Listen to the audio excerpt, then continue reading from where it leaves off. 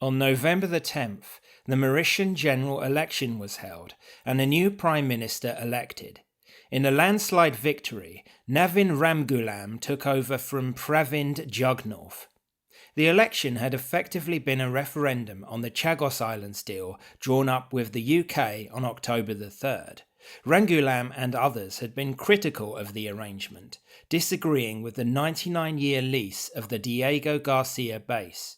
By calling the election, Jugnauth was trying to secure a mandate on it and capitalise on what he considered a good deal, securing large sums of money for Mauritius.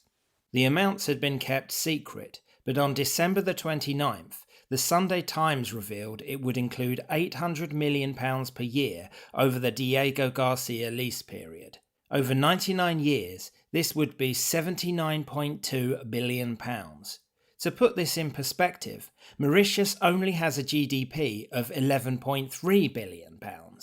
We would be paying 6.2% of their GDP per year and 6 times their GDP over 99 years.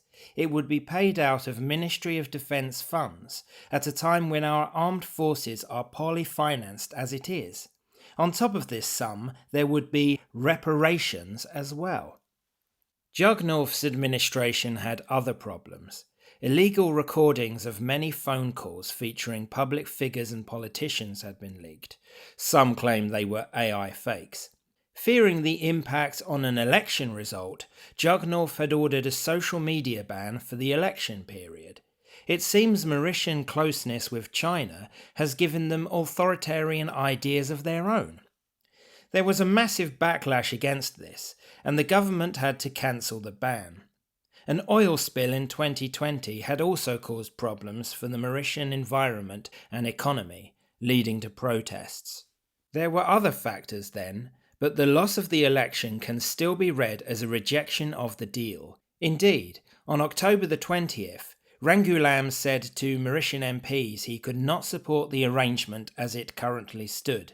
The deal, he said, would not produce the benefits that the nation could expect.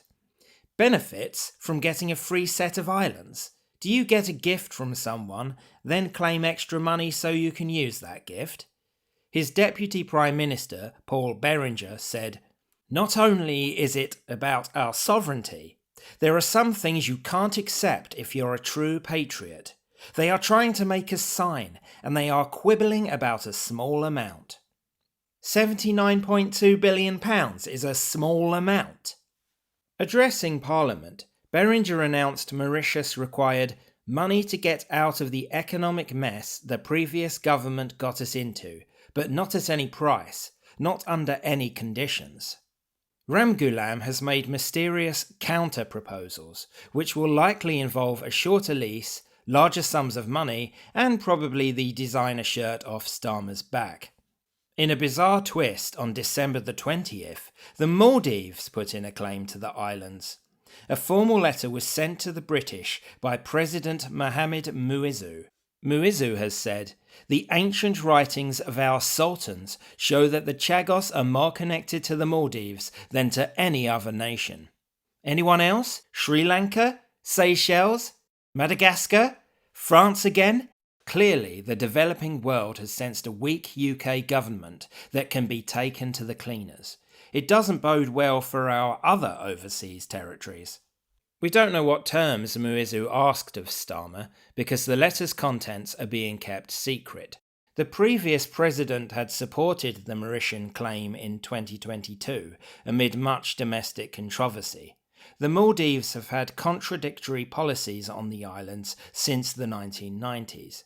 If the Mauritians get what they want, the Maldives might fall out with them, causing regional tensions. When you mix these factors with President Trump assuming the US presidency in less than a month's time, there is a perfect storm coming for Starmer and Lammy.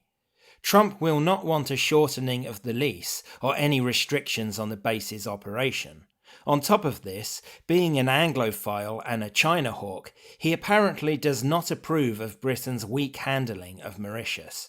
Farage has been keeping him primed against the deal, realising it is a major Achilles heel for the government, and that giving the territory away will stick in the craws of many British voters.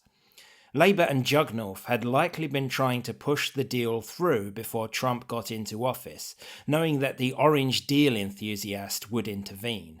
In his speech to MPs, Rangulam claimed this was indeed the case. Starmer and Lammy, the duo of duds, will be pressed from all sides, at home, by Mauritius, by the Chagosians who feel left out of the loop, by the Maldives, and by America. It would not be the first time that a foreign policy disaster or humiliation has been the end of a British government. My advice to Starmer would be this: unless you want your party out of government, if you value this country and its people at all, you must walk away. Tell the Chinese puppets in Mauritius the deal is off, and we will keep the islands, with a view to letting the Chagosian people have an independent country somewhere down the line. If Mauritius don't like it, let them attempt a Gualtieri against two major military powers. Just because we were tough colonizers in the past, it doesn't mean we have to be a doormat for any piddling tin pot nation that tries its luck. We must be firm but fair, and proud of that flag that still flies in far-flung places.